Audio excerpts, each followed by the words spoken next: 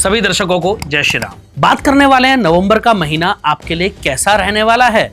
बहुत कुछ आपकी राशि इस महीने कह रही है, कुछ खास होने वाला है। बहुत सारे गोचर, बहुत सारे ग्रह का मूवमेंट बहुत कुछ इशारा कर रहा है। बहुत ध्यान से आप इस वीडियो को अंत तक देखिएगा और देखिएगा क्या कुछ खास रहने वाला है आपकी राशि में। कहाँ रहना होगा आपको सावधान, किस मोड़ पर होगी आपकी परीक्षा और कहां-कहां आपको सचेत रहने की आवश्यकता होगी, ये सब विस्तार से चर्चा करेंगे। पहले बात करते हैं नवंबर माह के प्रमुख गोचर की। वैभव के दाता, लग्जरी के दाता, सुख के दाता शुक्र ग्रह 2 नवंबर को दोपहर 1:21 पर कन्या राशि से निकलकर तुला राशि में प्रवेश करेंगे और शुक्र ग्रह का ये गोचर राजयोग का निर्माण करेगा। वहीं दूसरी तरफ आत्मा और पिता के कारक सूर्यदेव, ग्रहों के राजा कहे जाने वाले सूर्य देवता 16 नवंबर को तुला राशि से निकलकर वृश्चिक राशि में गोचर करेंगे। जबकि व्यापार के स्वामी, वाणी के स्वामी, कम्युनिकेशन के दाता, बुद्धि के दाता बुध की अगर हम बात करें तो वो 23 नवंबर को तुला राशि में प्रवेश करने वाले हैं। मंगल पूरे महीने वृश्चिक राशि में ही रहेंगे और हाँ, शनि इस समय मीन राशि में है जो 28 नवंबर को मार्गी होंगे। और गुरु का तो आपको पता ही है, गुरु अतिचारी चल रहे हैं इस समय। तो बहुत कुछ ये गोचर आपकी राशि पर इफेक्ट डालने वाले हैं। बात करेंगे सारी राशियों की, चर्चा करेंगे डिटेल में। आइए शुरुआत करते हैं। बात करते हैं राशि चक्र की पहली राशि मेष राशि की।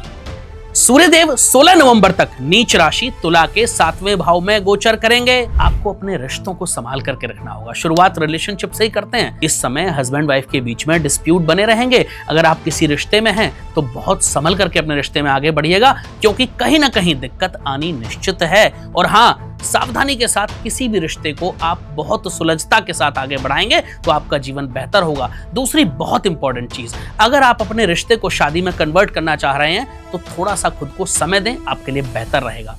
बात करते हैं करियर की। करियर कैसा रहने वाला है इस महीने? आपका जो करियर है वो बहुत उतार चढ़ाव से भरा हुआ रहेगा। आपके आत्मविश्वास पर, आपके कॉन्फिडेंस पर अच्छा इफेक्ट नहीं दिखता है। कहीं ना कहीं आप फील करेंगे अपने सहकर्मियों के साथ, अपने साथ काम करने वाले लोगों के साथ आपकी पटरी नहीं खा रही है और आपका कॉन्फिडेंस भी थोड़ा सा लो फील आप करेंगे। लेकिन घबराने की आवश्यकता नहीं है। हनुमान जी की आराधना करें, सब अच्छा होगा। आप खुद ही कॉन्फिडेंट फील करना शुरू कर देंगे।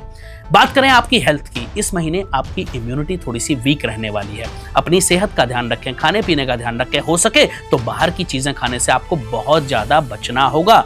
और हाँ, विशेष रूप से अगर कर्जे की मैं बात करूं तो आपको इस महीने कर्जे लेने से भी बचना है और कर्जे देने से भी बचना है।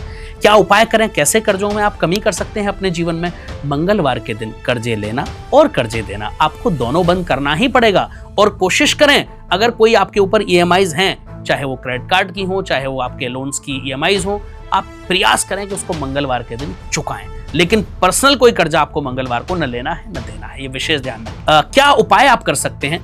किसी भी हनुमान जी के मंदिर में जाकर गुड़ और चने की दाल का आप प्रसाद वहां भोग लगाएं हनुमान जी को, और उसके बाद प्रसाद बांट सकते हैं। बहुत शुभ रहेगा आपके लिए। जितना हो सके हनुमान जी की आराधना करें। हनुमान जी की आराधना ही आपके जीवन में आपकी समृद्धि के द्वार खोलेगी। एक विशेष चीज, मेष राशि पर इस समय 7.5 का पहला चरण चल रहा है और कहते हैं शनिदेव की पहला चरण 7.5 का बहुत परीक्षा लेने वाला होता है।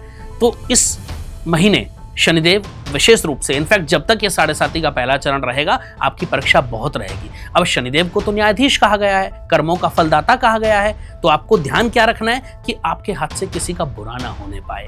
अगर आप किसी का बुरा या किसी का अहित नहीं करते हैं, यकीन मानिए शनिदेव न्यायाधीश हैं, खुद ही आपको अच्छे फल देने शुरू कर देंगे। और कहते हैं जिसका शनि अच्छा उसका जीवन अच्छा, क्योंकि हमारे कर्म फलदाता वही हैं। चाहे हम जो कार्य करते हैं वो, या फिर हमारे जो भी जनरल कर्म होते हैं, वो पर्सनल भी हो सकते हैं, प्रोफेशनल भी हो सकते हैं, दोनों के कर्मों का फल हमें स्वयं शनिदेव ही देते हैं। उसके लिए एक विशेष उपाय मैं आपको बता देता हूं। आप पक्षियों को दाना जरूर डालते रहें, तो आपके बहुत सारी चीजें वैसे ही आपकी डेस्टिनी में अनलॉक हो जाए। तो ये थी बात आपकी अपनी राशि की। ध्यान रखिएगा, जो जो चीजें आपको बताई गई हैं उनको फॉलो कीजिएगा और विश्वास कीजिएगा, आप अगर आपने ये उपाय कर लिए तो आप अपनी चीजों को अपने फेवर में स्वयं ही कर लेंगे। आप अपने कामों को बनते हुए खुद ही महसूस करेंगे। आप लोग अपना ध्यान रखिएगा। आप सभी को मेरी बहुत बहुत शुभकामनाएं। फिर मिलेंगे नए राशिफल के साथ, और हाँ, बहुत जल्द 2026 का राशिफल भी आपके सामने होगा।